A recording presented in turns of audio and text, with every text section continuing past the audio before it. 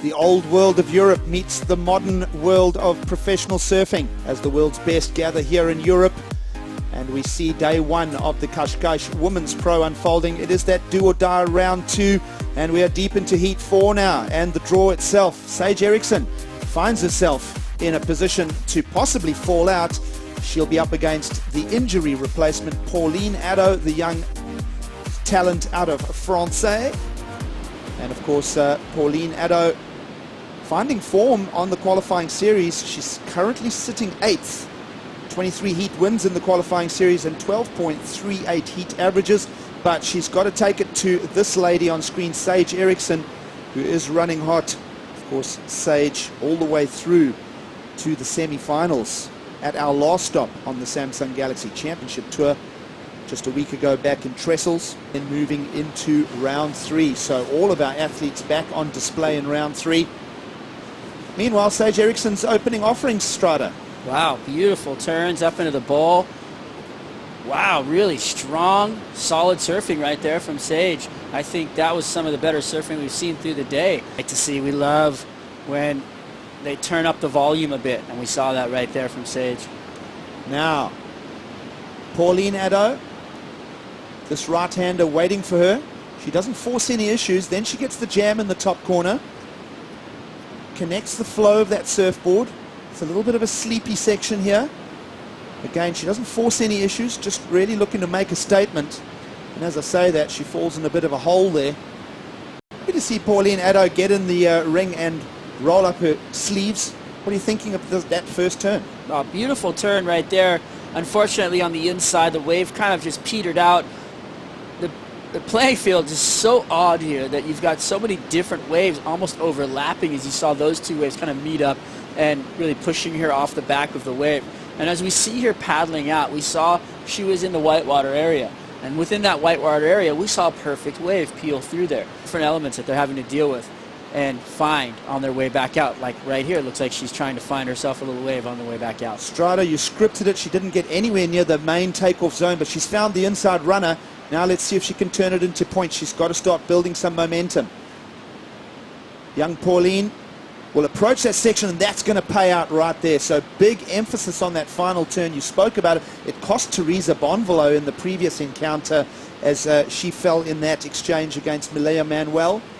But Pauline will wait for that score to process. We'll get the replay on it. What are you thinking at this stage for a number? I like the wave. It was a little smaller, as you stated. She did not really get back out to the peak. That said, you don't really have to here because the waves are offering up some face. So there was a nice little turn there in the pocket. A little forced, but this last turn, solid. Banged it off the top. Little spray through the fins out the back there. So I think that the judges will enjoy her efforts. She's definitely going to put, a mid-range score up, if not into the good range, which is going to favor her position in the heat, possibly put her into the lead. Yeah, a great wave. Here she is again.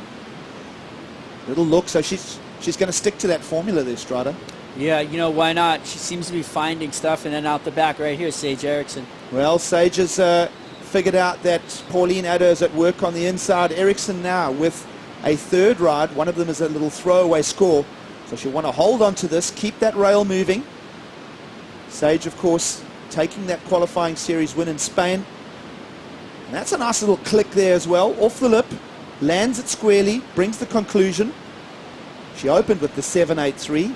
She'll be adding a much better number than a 0.67 now as that second scoring ride.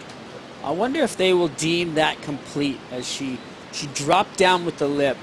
And as she compressed, the wave again catapulted her out in front. And I don't know if she rode out of it.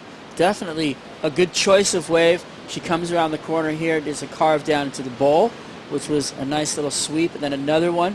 So two kind of setup turns. And then the inside here shuts down again, another little setup, but then it shuts down so fast. She comes down with the board, but then she gets bucked off. So it's a good question as to what is... How complete was that complete? Complete or not. Still in the Cascais Women's Pro as she will reseed in round 3. Right now the question is who will get the advancing position here.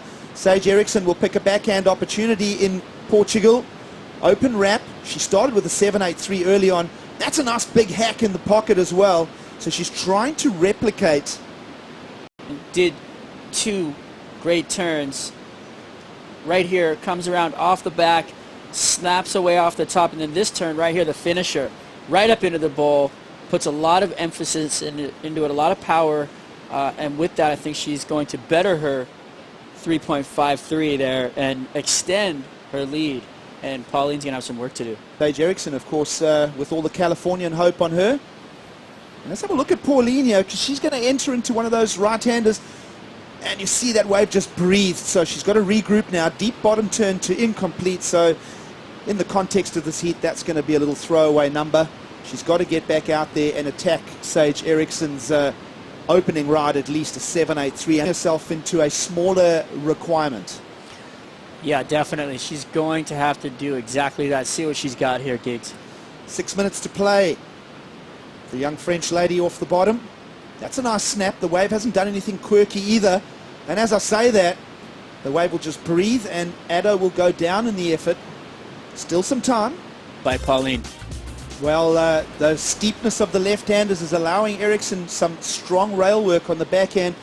These right-handers are a little bit more slopey. You see they've got a bounce on them. Pauline Addo has stuck with the formula of trying to unlock scores on the right-hander, and she may have to look at a strategy change here because we're down to 4.5 to go. Yeah, not a lot of time left. She has not been looking at those left-handers. Her opponent getting her 2 highest scores on them. You would think that she would go to that weapon. Here she is, the replay of her last ride off the bottom. Nice open face carve right there. Really great turn. Comes off the bottom. Another little hiccup in the wave, so it's trying to work through the bobbles of what she had and then having to pull through the back. So definitely not what she is looking for on that ride. To get into the tail end of an event, you're going to have to try to make your point total a little higher. Let's see what Pauline's got right here. 2.5 to go, and Addo will continue to use the slopey right-hander. That's a nice rail drive, though, for the cutback. Is there a pocket for her to work with? The answer is no. And I'm afraid that right-hander is letting her down a touch here, Strada.